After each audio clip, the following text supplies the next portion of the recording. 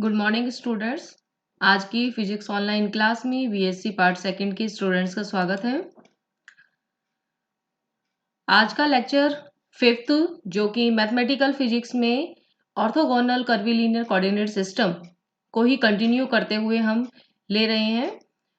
हमने orthogonal curvilinear coordinate system के लिए बहुत सारे एक्सप्रेशंस वगैरह पढ़ लिए हैं। तो अब हम पढ़ने वाले हैं कि कौन कौन से ऑर्थोगोनल कोऑर्डिनेट सिस्टम हमारे सिलेबस में हैं जिनको कि आप पहले भी पढ़ चुके हो, लेकिन उनको यहाँ पर आपने एक नए तरीके से पढ़ा है। यानी यहाँ पर आपका जो पॉइंट ऑफ व्यू था वो सीधे कोई कोऑर्डिनेट सिस्टम का नहीं था, बल्कि यहाँ पर हमने उनको कर्वीलिनियर कोऑर्डिनेट सिस्टम से रिलेट करते हुए कि ऐसे कौन कौन से जो कोऑर्डिनेट सिस्टम है जिनको कि हम ऑर्थोगोनल कर्वीलिनियर कोऑर्डिनेट सिस्टम में रखते हैं। ठीक है, तो यहाँ पर शुरुआत करते हैं सबसे पहले कि इनके टाइप से कि कौन कौन से स्पेशल ऑर्थोगोनल कर्वीलिनियर सिस्टम है जो कि आपके सिलेबस में है। सबसे पहला है हमारे पास कार्टेशियन कोऑर्डिनेट सिस्टम, जो कि आप पहले भी स्टार्टिंग से पढ़ते हुए आ रहे हो। Second, cylindrical coordinate system and third is spherical coordinate system. ठीक है, इस लेक्चर में हम इन दोनों को कंसीडर करेंगे, कार्टेशियन कोऑर्डिनेट सिस्टम को और सिलेंड्रिकल को, और जो स्फेरिकल वाला है उसको हम अपने नेक्स्ट लेक्चर में आपको पढ़ाएंगे। ठीक है, अब हम इसमें पढ़ने वाले क्या क्या है कि इन तीनों कोऑर्डिनेट सिस्टम्स के लिए हम स्केल फैक्टर निकालेंगे। उसके बाद हमने जितने भी एक्सप्रेशंस निकाले थे, gradient phi, divergence of A, curl of A and Laplacian operator, तो इन सभी की वैल्यूज जो है वो हम अलग अलग कोऑर्डिनेट सिस्टम्स में निकालेंगे। इसके बाद सरफेस एलिमेंट्स जितने भी हैं ds1, ds2, ds3, उनकी वैल्यूज हम निकालेंगे और वॉल्यूम एलिमेंट की वैल्यू निकालेंगे। ठीक है, और इसके साथ ही हम क्या करेंगे कि इनके जो यूनिट वेक्टर्स हैं, जो भी हम अभी जो पढ़ने वाले हैं यूनिट वेक्टर्स जो होंगे, उनकी प्रॉपर्टीज के बारे में पढ़ेंगे कि डॉट प्रोडक्ट किस तरीके से रहेगा और क्रॉस प्रोडक्ट किस तरीके से रहेगा। तो अब हम शुरू करते हैं हमारा first special orthogonal coordinate system, Cartesian coordinate system. ठीक है, जिसमें कि आपको पता है कि इस तरीके से हमारे पास तीन एक्सिस होती हैं, एक्स, वाई और जेड, जो कि अलोंग होती हैं y is equal to C2, x is equal to C1 और z is equal to C3। तो यहाँ पर अगर हम इन्हें ऑर्थोगोनल कर्वीलिनियर कोऑर्डिनेट सिस्टम से कंपेयर करें तो हमारे पास आ जाता है कि u1 is equal to X, u2 is equal to Y and u3 is equal to Z. यानी कि तीनों जो कर्व्स हमारे पास थे वहां पर वो हो जाते हैं एक्स वाई जेड से रिप्लेस हो जाते हैं। इसके साथ ही जो इनके एक्सिस वहां पर हमने u1, u2, u3 कही थी, यहाँ पर हो जाएंगी x axis, y axis and z axis, और तीनों जिस जगह पर इंटरसेक्ट करती हैं उसको हम कहते हैं ओरिजिन, जो यहाँ पर देखिए। ठीक है, ओरिजिन नाम हम इसको देते हैं। इसके साथ ही क्या होता है कि हमारे पास x एक्सिस और y एक्सिस से मिलकर के z प्लेन बनता है, y और z को मिला के x प्लेन बनता है, और x और z को मिला करके सरफेस एलिमेंट बनेगा y। ठीक है, तीसरी चीज कि यहां पर देखिए कि जो तीनों ही एक्सिस हैं वो एक दूसरे के क्या है, परपेंडिकुलर है। ठीक है, तो परपेंडिकुलर होने की जो प्रॉपर्टी थी, इसकी वजह से हमने इसको ऑर्थोगोनल कोऑर्डिनेट सिस्टम के अंदर रखा है कि तीनों ही जो एक्सिस है वो एक दूसरे से नॉर्मल कंडीशन में है, परपेंडिकुलर कंडीशन में है, 90 डिग्री का एंगल बना रही है। ठीक है, तो अब यदि मान लीजिए हमारे पास यूनिट वेक्टर्स जो हमारे पास थे कि E1, E2, E3, अब वो क्या हो जाएंगे इसमें, I, J and K। X axis में I, Y में J एंड Z एक्सिस में K वेक्टर हो जाएगा। तो अब हम किसी भी अगर पॉइंट पर एक पोजीशन वेक्टर निकालना चाहें तो y r is equal to r u1, u2, u3, ये था ऑर्थोगोनल कर्वीलिनियर सिस्टम में। लेकिन यदि हमें इसे कार्टेशियन कोऑर्डिनेट सिस्टम में लिखना है तो हमारे पास हो जाएगा r is equal to X, Y और z। ठीक है, अब इसी तरीके से ऑर्थोगोनल कर्वीलिनियर जो कोऑर्डिनेट सिस्टम था उसमें डिस्प्लेसमेंट की वैल्यू हमने निकाली थी dr is equal to E1H1 du1 plus E2H2 du2 plus E3H3 du3, equation number second. लेकिन यदि हम कार्टेशियन में निकालते हैं तो हमारे पास डिस्प्लेसमेंट जो है that is equal to I cap dx plus J dy plus K dz आती है। अब यहां से देखिए इक्वेशन नंबर 2 और 3 यानी कि दोनों ही कोऑर्डिनेट सिस्टम्स में जो हमारे पास इक्वेशन आई है अगर उसको हम कंपेयर करते हैं तो हमारे पास आ जाते हैं scale factor that is equal to h1 is equal to 1, h2 is equal to 1 and h3 is equal to 1। तो यहां पर देखिए ये जो है ये आपको याद रखने की चीज है कि स्केल फैक्टर यहां पर तीनों के तीनों क्या आए हैं, तीनों 1 आए हैं। ठीक है, इसके बाद यदि किसी वेक्टर को हमें कार्टेशियन कोऑर्डिनेट में अगर रिप्रेजेंट करना है तो उसके कंपोनेंट मान लीजिए हमारे पास है ax ay az along the x axis y axis and z axis. तो इसके लिए वेक्टर फील्ड को हम किस तरीके से लिख सकते हैं कि a is equal to i ax plus j ay plus j k a z। ठीक है, उसके बाद ग्रेडियंट ऑफ फाई जिसकी वैल्यू जो है वो हमने पहले अपने कुछ लेक्चर्स पहले निकाल ली थी, सेकेंड लेक्चर में निकाली थी। तो वहां से आपको इसकी वैल्यू जब हम रखेंगे तो that is equal to equation number 6 कि I del phi over del X plus J del phi over del Y plus K del phi over del Z. और इसके बाद है डाइवर्जेंस। अब डाइवर्जेंस की जो वैल्यू थी वो, अब ये ध्यान रखना है कि अगर आपने अपने पिछले लेक्चर्स अभी तक नहीं पढ़े हैं तो एक बार आप उनको प्लीज पढ़ ले जिससे कि आपको इन एक्सप्रेशंस को निकालने में प्रॉब्लम नहीं होगी अगर आपके दिमाग में वो एक्सप्रेशंस पहले से होंगे कि उन एक्सप्रेशंस की वैल्यू क्या निकाली थी हमने। ठीक है, तो यहां पर डाइवर्जेंस ऑफ ए हो जाएगा del A X over del X plus del A Y over del Y plus del A Z over del Z.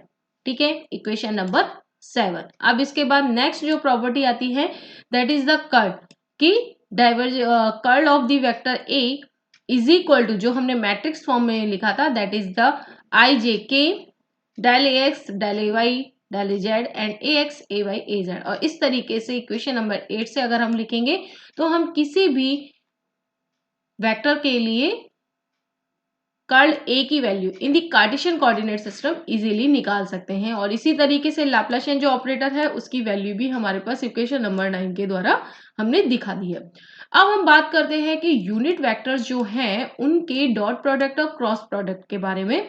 तो डॉट प्रोडक्ट जो होता है उसमें सिंपली आपको पता है कि a dot B is equal to A B cos theta होता है। तो इसका मतलब है कि यदि थीटा इज इक्वल टू 0 है तो देन 1 रहेगा और 90 डिग्री है तो 0 हो जाएगा। तो इसका मतलब क्या हुआ कि यदि हम सेम यानी i dot I J dot J and K dot K लेते हैं तो that is equal to the 1। But अगर हम i डॉट जे डॉट के या के डॉट आई ले लेते हैं जो कि एक दूसरे के परपेंडिकुलर है 90 डिग्री पर है तो जिसकी वजह से क्या हो जाएगा दैट इज इक्वल टू 0। अब क्रॉस प्रोडक्ट की बात करते हैं तो क्रॉस प्रोडक्ट जो हमारे पास होता है that is the A B A cross B is equal to A B sine theta. ठीक है, A cross B is equal to A B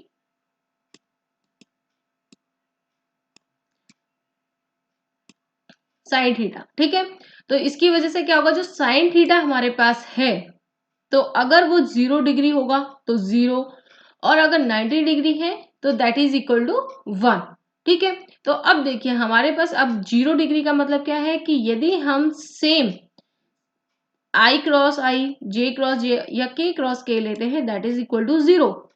लेकिन अगर हम वहीं पे आई क्रॉस जे करते हैं that is equal to the minus I cross J is equal to K I cross K is equal to K cross J is equal to I and K cross I is equal to I cross K is equal to J. अब इसके लिए आपको याद रखने के लिए एक trick मैं बताती हूँ आपको कि आप यहां पर लीजिए I, यहां पर लिखिए J और यहां पर लिखिए K। ठीक है, अब आप इसमें अगर क्लॉकवाइज डायरेक्शन में चलोगे तो आपको पॉजिटिव मिलेगा और एंटी क्लॉकवाइज डायरेक्शन में चलोगे तो माइनस मिलेगा। ठीक है, किस तरीके से कि I cross J is equal to K, but J cross I is equal to minus K। इसी तरीके से J cross K is equal to I और K cross J is equal to minus I and K cross I is equal to J और I cross J is equal to minus J। ठीक है, तो simple trick है, अगर आप याद रखोगे तो आपको इजी रहेगा इन चीजों को समझने में। फिर इसके बाद हम निकालते हैं सरफेस एलिमेंट। तो सरफेस एलिमेंट हमने आपको पहले भी बता दिया था कि जो हमारे पास ds1 that is I ds into dy, ds2 is equal to j ds into dz and third ds3 is equal to k dz into dx। ठीक है, और वॉल्यूमेट्री एलिमेंट निकालते हैं तो that is equal to dv is equal to dx dy dz। तो यहां पर हमने सब कुछ पढ़ लिया कार्टेशियन कोऑर्डिनेट सिस्टम के बारे में। अब हम बात करते हैं हमारे second coordinate system that is the cylindrical coordinate system. ठीक है, अब इसमें हम क्या करेंगे कि हमारे पास यदि हम कंपेयर करें कि दोनों ही कोऑर्डिनेट सिस्टम्स को कि सिलेंड्रिकल और जो हमारा ऑर्थोगोनल कर्वीलिनियर सिस्टम है, तो इसमें क्या है कि हमारे पास वहां पे हमने लिए थे u1 u2 u3 that is equal to the c1 c2 c3 with respectively. And यहां पर अब हम मान रहे हैं rho is equal to c1, phi is equal to c2 and z is equal to c3। ठीक है, और इसकी जो शेप है वो आपके डायग्राम में इस तरीके से हमने दिखाई हुई है कि भाई इस तरीके से हमने अपने इस कोऑर्डिनेट सिस्टम को माना हुआ है। ठीक है, अब हम बात कर लेते हैं इनके शेप्स के बारे में कि फर्स्ट हमारे पास आता है कि रो इज इक्वल टू हमने c1 लिया है, लेकिन इसमें लिमिट हमने क्या लगाई है कि रो की जो वैल्यू है वो 0 टू इंफिनिटी कुछ भी हो सकती है। ठीक है, अब रो हमारे पास क्या है कि इसमें यहां पर जो रो है वो इस सिलेंड्रिकल के रेडियस को बताता है। ठीक है, रेडियस को बताता है और जो कि इसकी डायरेक्शन जो है वो है जेड एक्सिस, यानी उसकी जैसे ये जेड में है तो देखिए आपको इधर सिंपल तरीके से समझा रखा है कि यहां से अगर आपका ओरिजिन है, ये वाला ओरिजिन जो ओ है यहां पर ये है, ये रहा, तो इससे जो ये डिस्टेंस इस तरीके से हमने लिखी हुई दैट इज रो, जो कि चेंज हो सकती है। ठीक है, तो ये चेंज हो सकती है, इसकी जो डायरेक्शन है दैट इज दी एक्सिस जो है वो जेड एक्सिस ही कहलाएगी, जिसके अलावा हम ये डिस्टेंस ले रहे हैं और ये जो है एक कोएक्सियल सिलेंड्रिकल सरफेस है। ठीक है, सेकंड हमने माना था phi is equal to c2, जिसमें हमने फाई को कंडीशन दी है कि फाई जो है वो 0 से 2 पाई के बीच में कुछ भी हो सकता है। तो फाई जो हमारे पास है दैट इज द एंगल। ठीक है, अब एंगल किसके बीच में है कि this is the half plane surface passing through the z axis and make an angle of phi with the surface xz। तो यहां पर देखिए ये जो हमारे पास प्लेन है ये वाला, इस प्लेन से ये एंगल बना रहा है फाई। तो फाई की जो वैल्यू है that is increasing and up to 2 pi, कि इसमें 2 पाई तक वो जा सकता है जिससे कि वो पूरा का पूरा एक सिलेंडर बन जाएगा। तो इसमें देखिए हमारे पास एक सरफेस क्या बन जाएगी इस तरीके से। ठीक है, तो पहली जो हमारी सरफेस बनी थी वो देखिए यहां पर हमने इस तरीके से रिंकल्स के द्वारा दिखाई हुई है, जो कि उसके उस जो सिलेंडर आपने देखा है तो उसके जो कर्वेचर भाग है उसको बताएगा वो। ठीक है, सेकंड जो हमारे पास है कि half plane surface that is given by this, ये देखिए ये जो सेकंड नंबर पे ये वाली जो रिंकल्स फॉर्म में दिखा रखी है ये हमारे पास है। और जो थर्ड होगी दैट इज दिस, ऊपर जो सरफेस एरिया जो हमने दिखा रखा है यहाँ पर z is equal to c3। ठीक है, जो कि एक सर्कुलर प्लेन है। ठीक है ना, आपको दिखाई दे रहा है कि ये एक सर्कुलर प्लेन है जिसमें z की जो कंडीशन है that is equal to the है minus infinity to plus infinity. अब यहाँ पर हमने c1 ले लिया है, तो ये एक सर्कुलर प्लेन है जिसकी रेडियस जो है वो तो रो हो गई at the distance z is equal to C3 from the X Y plane. यहाँ पर नीचे जो एक्स वाई प्लेन है इससे इसकी जो डिस्टेंस है that is equal to the z distance. ठीक है, तो आपको है ना ये डायग्राम समझ में आ गया है। तो अब हम बात करते हैं इनके प्रॉपर्टीज के बारे में कि अब इसमें देखिए जो हमारे पास कर्व्स हैं वो हो जाएंगे रो, फाई एंड जेड, और इनके जो यूनिट वेक्टर्स हैं जो कि हमने E1 E2 E3 लिए थे, अब की बार क्या हो जाएंगे ई रो, e phi and E Z. ठीक है, अब डॉट प्रोडक्ट और क्रॉस प्रोडक्ट जो है इनकी प्रॉपर्टीज उसी तरीके से रहेंगी जैसे हमने अभी भी कार्टेशियन कोऑर्डिनेट्स के लिए पढ़ी, क्योंकि हमारे पास क्या है कि ये जो कोऑर्डिनेट सिस्टम है इसमें देखिए तीनों के तीनों ही जो प्लेन्स हैं या जो ये कर्व्स बन रहे हैं ये एक दूसरे के परपेंडिकुलर है। तो इसका मतलब क्या है कि ये वो है ऑर्थोगोनल कर्वीलिनियर कोऑर्डिनेट सिस्टम है। तो ऑर्थोगोनल कर्वीलिनियर सिस्टम जब ये प्रूफ हो गया तो तीनों ही जो यूनिट वेक्टर्स हैं वो एक दूसरे के क्या है, परपेंडिकुलर है। और परपेंडिकुलर होने के बाद जो कंडीशंस है इनकी तीनों की डॉट प्रोडक्ट और क्रॉस प्रोडक्ट के लिए वो सेम रहेंगी, यानी कि अगर हम सेम से डॉट प्रोडक्ट करेंगे तो हमारे पास 1 होगा और यदि अलग होगा तो 0 हो जाएगा, क्योंकि कॉस थीटा आता है उसमें और 90 डिग्री पर cos theta is equal to 0। Cross product के टाइम पे साइन थीटा आता है तो सेम के लिए हो जाएगा 0, लेकिन वही हमने जो आपको ट्रिक कार्टेशियन कोऑर्डिनेट के लिए बताई थी उस ट्रिक को आप यहाँ पर भी यूज कर सकते हैं। और उसी तरीके से E rho cross E phi is equal to minus E phi cross E rho is equal to E Z, देख लीजिए। ठीक है ना, तो वही सेम यहाँ पर फंडा लग रहा है, तो आप उसी को ही यूज करते हुए यहाँ पर क्रॉस प्रोडक्ट्स को भी याद रख सकते हैं। इसके बाद बात आती है पोजीशन वेक्टर की। तो जैसे कि हमने पहले भी आपको बताया कि यदि किसी भी ऑर्थोगोनल कर्वीलिनियर सिस्टम में U1 U2 U3 से रिप्रेजेंट कर रहे हैं तो यहां पर हमारे पास हो जाएगा R rho phi and Z। उसके बाद डिस्प्लेसमेंट की हमने इक्वेशन नंबर जो सेकंड है उसके द्वारा हमने ऑर्थोगोनल कोऑर्डिनेट सिस्टम की दिखाई है। तो वहीं अगर हम सिलेंड्रिकल के लिए निकालते हैं तो that is equal to the D R is equal to E rho D rho plus E phi rho D phi plus E Z D Z given by the equation number 3. अब by comparing of equation second and third तो we get the scale factors h1 is equal to 1, h2 is equal to rho। अब देखिए यहाँ पर ये term extra आ रही है, यहाँ पर जो है E1 h2 की जगह आ रहा है rho and du2 is equal to d5 एंड h3 is equal to 1। ठीक है, तो इनको ध्यान रखिएगा।